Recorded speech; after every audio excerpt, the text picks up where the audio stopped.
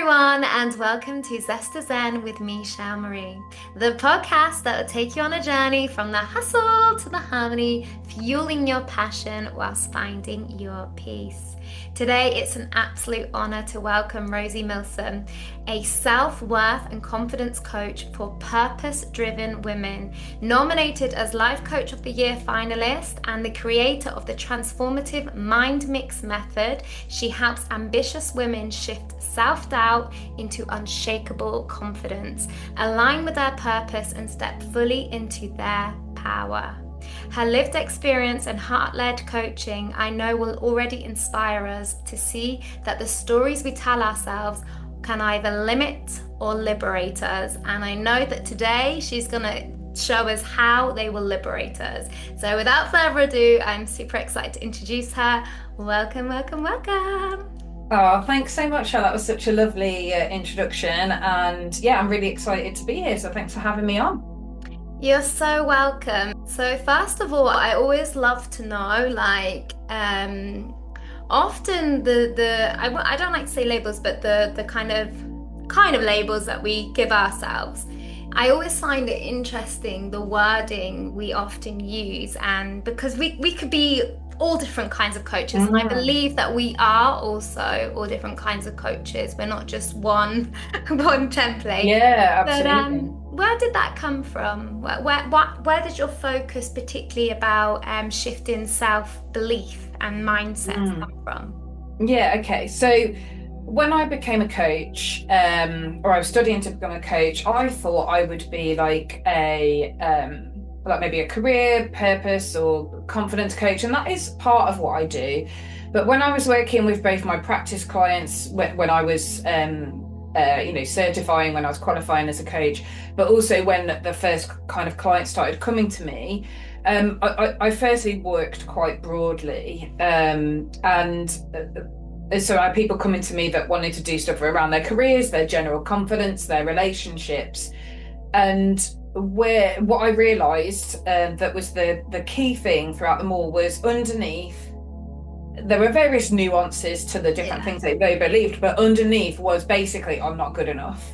Whether it was looking for, settling down with your soulmate or looking to progress your career, like that was at the root of pretty much every problem that anyone had that come to me was some form of belief that they weren't good enough. And the more people I worked with, the more I realised this to be true. And, you talk about the stories that we tell ourselves. As a lot of people will know, especially people that listen to your type of podcast, we grow up, we have certain experiences, we hear certain things, we go through certain things that make us question our abilities, our sense of self-worth, what we think we're capable and able of achieving. And so I felt like self-worth is the missing link. Like if you're working hard, if you're dating loads, if you're no matter what it is that you're trying to do to create this like happy, confident life, you're probably doing all the things and you're showing up, but if underneath you don't believe that you, like I say, that you're worthy or capable of having it, you won't have it. And so I really feel like self-worth is the missing link for a lot of people in terms of having that kind of happy, confident life and attracting the level of success, income even, because that's a lot related to self-worth and love that we ultimately are all looking for.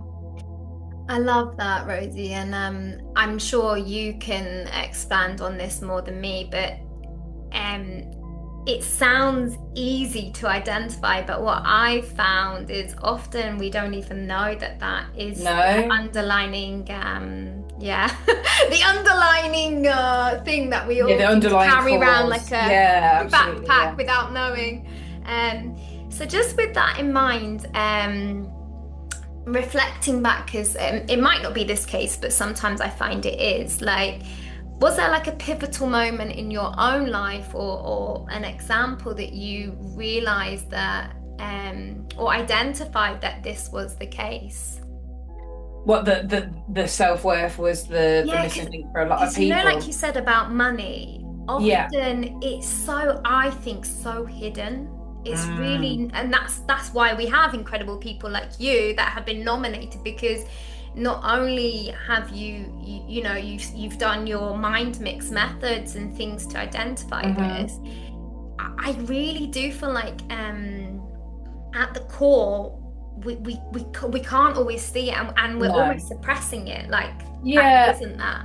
I think as well, I think a lot of people aren't aware of it. They aren't aware that the Mm, actions that they're doing are related to self-worth. So I'll give you an example of like I said, a kind of where this might be pointing to an underlying cause.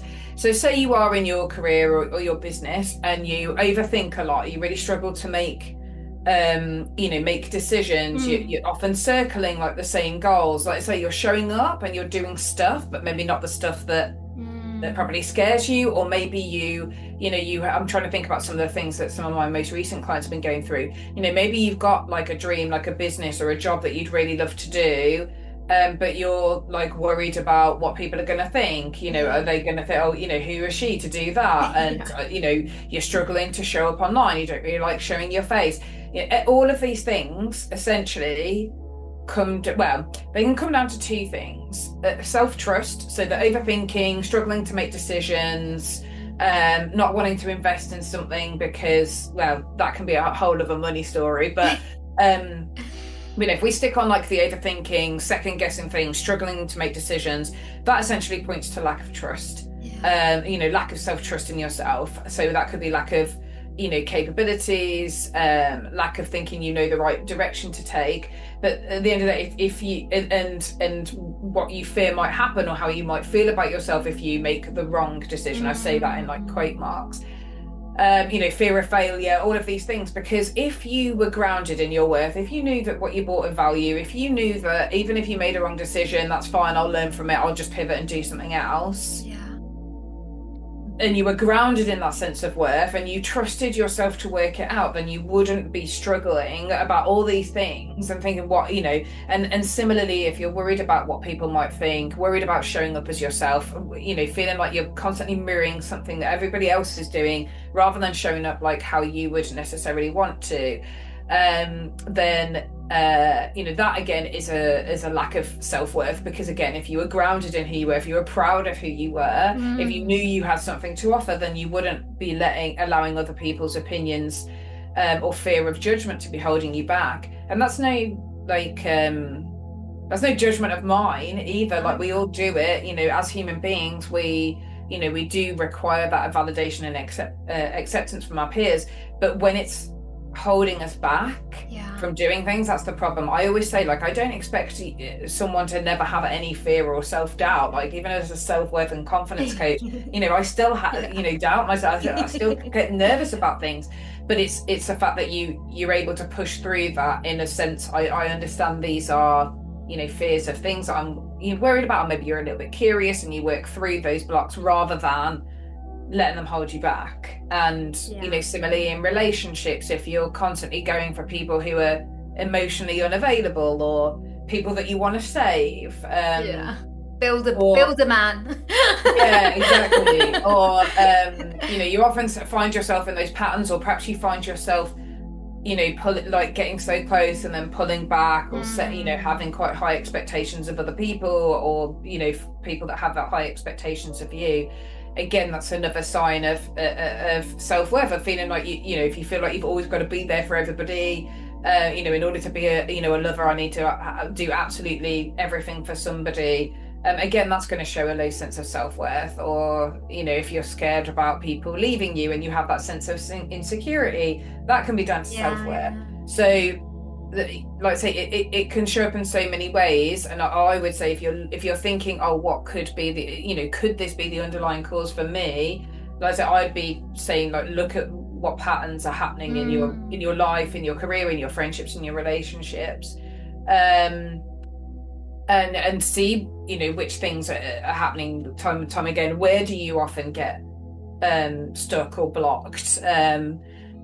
What patterns are happening over and over again in your relationships, because that's probably where you'll find the signs, and then go, oh, okay, be willing to dig into the reason why you get stuck in those cycles. But yeah, that's what I would say. Does that answer your question? yeah, absolutely. yeah, I can relate 100%. I'm sure so many people can, and it's really, I love that you said almost both sides, because it's ironic that it could be someone overdoing in a relationship, and it can equally be And someone underdoing, avoiding. of like, well, I want to see if he really likes me, or I want him to really like me, which kind of still goes back to the same. Yeah, it's the same thing. I mean, that comes down to the like attachment theory and stuff, doesn't it? Yeah. Stuff like that, because some people are avoidant because they don't want to be hurt, and so they get to a Mm. certain point and then they go, no, no. And some people are like anxious, they're like attached to people Yeah. wanting to do everything because they feel like, to be of value, I have to, go above and beyond and do this and do that. So yeah, and it works both ways, for not just for relationships, but career and stuff like that as well, Mm. because again, you can either avoid, procrastinate, delay, Yeah. kind of hide, or you can overgive, undercharge, under earn, Mm. work all the hours that God sends. Imposter syndrome is essentially another version of low self-worth. It's not seeing you and your value for what it is, essentially. And we throw around that term a hell of a lot, but Mm. just because it's common doesn't mean it's right. No, no. And I think what was really important that you expressed was the stories, because that like, that's the whole thing, is a story, unless it's something that we are talking about previous, is that it's a story, it's the Mm. imagination. And yeah, like, even if, like, I'd love your take on this, but even if like that one thing that you really really think, I can't send that email, or I really don't want to send that message, that will be the kind of, I can't think of the word right now, but the transformational magic or whatever that will show you that the story, think of this, like, really relate to that story of what Mm. you've told yourself, and then actually see, did that story come true? And even if it Yeah. did, actually just be proud that you still took the step. And I Hmm. think, like, these, it doesn't have to be these life altering things, like it could be a really No. really small thing. So I love that, I love that you mentioned that. Yeah, we do, they often say confidence is built through the doing. Yeah. Confidence comes from action. And I do agree with that to an extent. Like you say, they don't have to be big things, because what you're talking about there, when you do those small things and you follow through, and even if they're tough, or even if you don't get the result that you want, you can still say you're following through. Essentially, what you're building there again is that sense of self-trust. Like, actually, I Mm. can do hard things, and I can, kind of support myself through that fear, and find out that actually the fear might not be exactly what I think it Yeah. is. So yeah, so there is that element of self-trust, and yes, I do believe that confidence comes through the doing, but I do also think, if you're just constantly pushing yourself through fear, are Mm. you really and like doing the thing and showing up, but like, say you're not you do it, but you're not expecting anything to come back from it. You just, I'm just going to do it. Yeah. I had this conversation with I was at some awards on Friday. I was a finalist for Solopreneur of the Year award, and Amazing. unfortunately I didn't win the award, but such an amazing buzz in the room. And some of the women we were talking to were like, oh, I'll do this, but I'll be like, I don't know how to do it, and I don't know how to show up, and they'll still do it. But I Amazing. was like, yeah, but imagine how it would feel to not just go, oh, I'm just going to do it anyway, even if I don't believe myself, but to do it and believe in yourself at the Wow. same Yeah. time. So yes, the confidence comes through doing, and I absolutely would always encourage people to go on the edge of your comfort zone, because comfort zone is really just something new. It's where those level ups happen.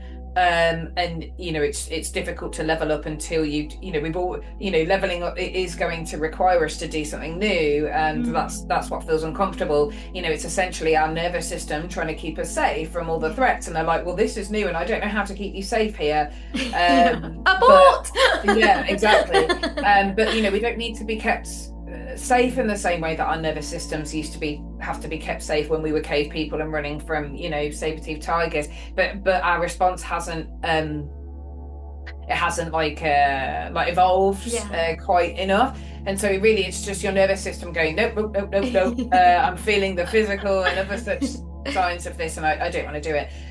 So if you can make it as safe as possible for you to do, you don't have to be like 100% safe. Nobody's ever 100% ready, because you can't live through it first. But if you can support yourself to make yourself feel safe, and grounded in your worth, and take the action, like that's where the real magic is going to happen. Absolutely, I love that. Thank you for adding that part, because yeah, that's really made me think differently as well, because yeah, there's almost like doing it just for doing it to say, okay, I did it. But there's a much difference in like, what if, and Yeah.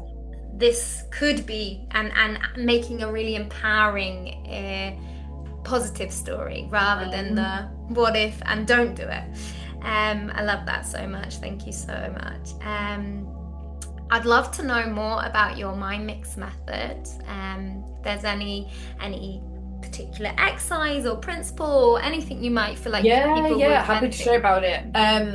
So yeah, I call it my MindMix because it brings together a number of different approaches that I use with my clients that I found, well, and also with myself, to be honest, just really interesting work that I felt was a really great mix for, like I say, so many things, especially to do with self-worth and, making your dreams come to life. And that's what I really enjoy helping people to do, is, become the happiest, most confident version of themselves. Yes, but it's so that you can do all the things that you dream about and be the person that you were on this earth to be, and achieve all the things that you wanted to achieve. And my MindMix method, so I have certifications in life coaching, self-love coaching, money mindset, but I've also got a diploma in positive psychology. Wow. And I'm studying a diploma at the moment for the psychology of success, because again, I find that like really fascinating. And positive psychology, just for anyone that's new to that, it's about both the science and the spirituality behind happiness and well-being, basically. That they've cracked, like scientists have cracked the formula for how to be your happiest, most confident self. Wow. And I think it's based on a concept called PERMA, which stands for P stands for positive emotions, E stands for engagement, R stands for relationships, M stands for meaning, and A stands for accomplishment. I won't go into them all now unless you want me to, because there's other aspects too. But if anyone's really interested in that, basically those 5 pillars are what make up like the happy, fulfilled life, basically. And I think no matter who you are, what your religion is, what your background is, I think that's one of the things that like everybody is trying to do is live a happy, of course, fulfilling life, in whatever form that exists for you. So I've got my positive psychology, I've got all my beliefs reframing work that I've done as a coach. I've got elements of NLP, so neuro-linguistic programming, which is all about understanding how the brain absorbs information, attaches it to emotion and memories, and trying to shift that. Like I said, I bring in money mindset where that is relevant. Like I said, I've got that psychology of success. I'm also really interested in like spiritual principles, law of attraction, and like the quantum physics, because again, I'm someone who, if you can put science and spirituality together to make sense of it, that's where it really fires up for me. I'm all for the quantum physics right now. Exactly. Why did I not know this sooner? I know. Well, I know that's the kind of stuff they need to teach at school, because that's the kind of stuff that changes lives. Yeah. It's really a combination of all of these things. And also another area that I'm really passionate about is self-discovery and awareness. So I believe you can't fully love yourself until you know like 100% who you are. And I mean from like the inside out, like what your purpose is, what your values are, what your strengths are, what your human needs are. And so depending on how self-aware my clients are, we might go through an element of that. So yeah, MindMix method is bringing together, and I tailor it for each client and what they need, but bringing together the elements that are going to make the biggest shift to those people.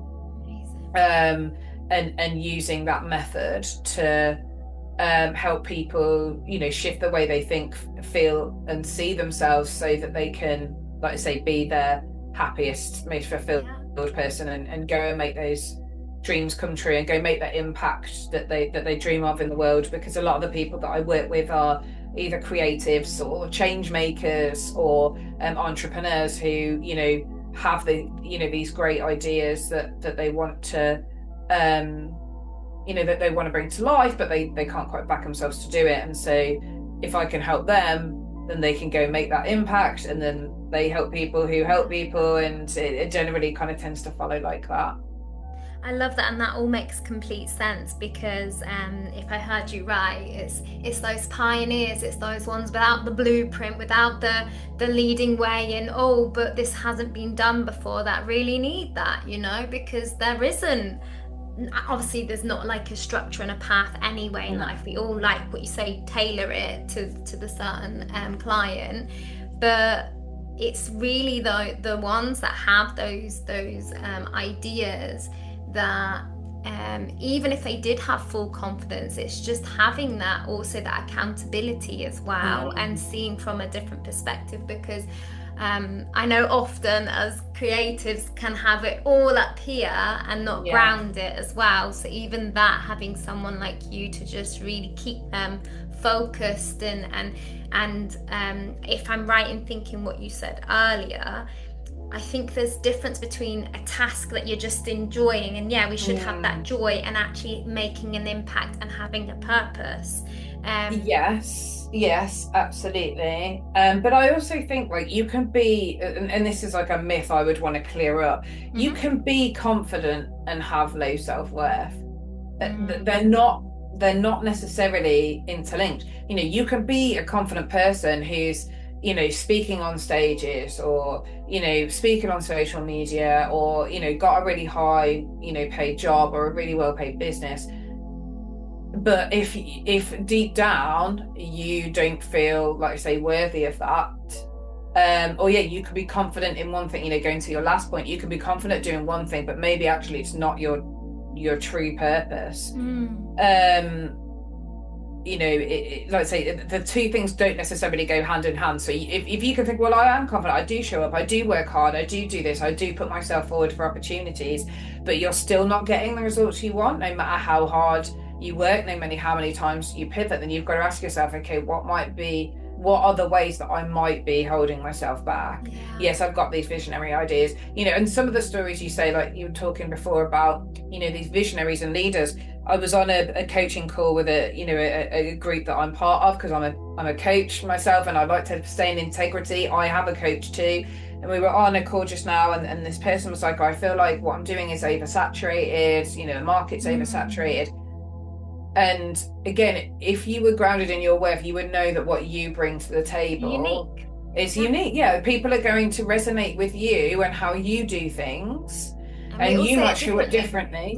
You might say it differently. You might sell it differently. Say the same words, but it lands differently. Exactly. The person, and if we all are trying to do like, the only unique thing, like we'd be here for forever. There's like 8 billion of us on the planet. But it doesn't mean that new ideas don't come up and innovations can't happen. And absolutely, you can be an innovator. But if you're holding yourself back because, but someone does it and they probably do it better than me, and it's oversaturated, and why should I bother turning up? And I'm trying these things. Like I say, you can be a confident person. You can be taking action. This isn't, when we picture people with low self-worth, it's not somebody shrinking back, it's not somebody that hasn't had any success, it's not somebody that's never been in love, do you know what I mean? It's that they're not mutually exclusive. But like I say, you can be confident, and the confident is like the costume, that's like the costume that we put on, and it's the way we show up. But self-worth is the foundation underneath. Self-worth is, I know that what I've got as a value. I know that if things don't go my way, whether it's relationships, work, or otherwise, I still deserve to do this, and I still can absolutely do this. I trust myself to work it out. I know that I'm unique in what I have to offer. I know that I'm worthy of earning and getting the respect that I dream of. And being a hard worker and showing up and being confident in some ways doesn't necessarily equal that. Absolutely. In the outcome. Yeah, thank you so much for highlighting that. And one thing, just because I don't want to lose too much more of your time, but just one other thing that I've noticed, and I would love your take on this, is there's particularly when we're talking about the mind and the safety and Mhm. the stories we've been telling ourselves a long time, consciously or unconsciously. What Yeah. I found is that even when you do that inner work, if you want to call it that, whatever, Mhm. I've noticed that even when I say, okay, I'm going to change this aspect and I take the action and I do feel that, like, no, because I'm worthy of this, I do still feel, and this is not for everyone, but what I've experienced, you will get the challenge still just to check if you really, really, really do believe in yourself. Like, for example, you will still get that person that declines you or whatever. And Mhm. I'd love you to add to it, but what I've realized is just one, give yourself that love in that time and give yourself time and don't just do it once and then, oh, okay, no, that didn't work. Mhm. Keep showing up and you will, I promise you, you will see the results. Yeah. So yeah, I think that's Yeah, I can definitely speak to that. There's a couple of angles I would speak to about that. So one is like the negativity bias that we all have. So again, it's the way our brains work is we can have like 10 amazing like compliments or like results in our work or like wins in our work. And if we get one, our brain, again, because it's mm, coming from that sense of safety, will focus on the one negative mm, thing. So yeah, if you still get that challenge, if you didn't get people signing up, if you got one negative comment, if you someone at work said something mean to you, but loads of people are really lovely to you, or whatever it is, yeah, we will focus on that one thing because our brains are focused. We're built to focus on that. So there's an element of remembering that negativity bias is there, and actually we need five positive things to cancel out one negative thing. So I would mm, always say if you're in that boat and you do get a negative thing, then go and find five things to beautiful. to balance it out.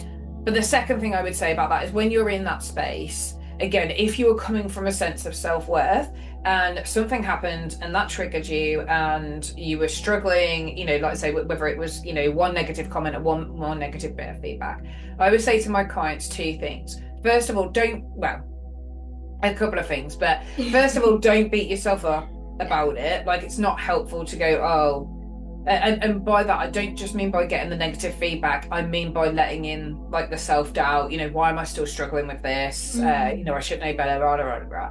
So one is not judging yourself for that, but the two is two words: compassion and curiosity.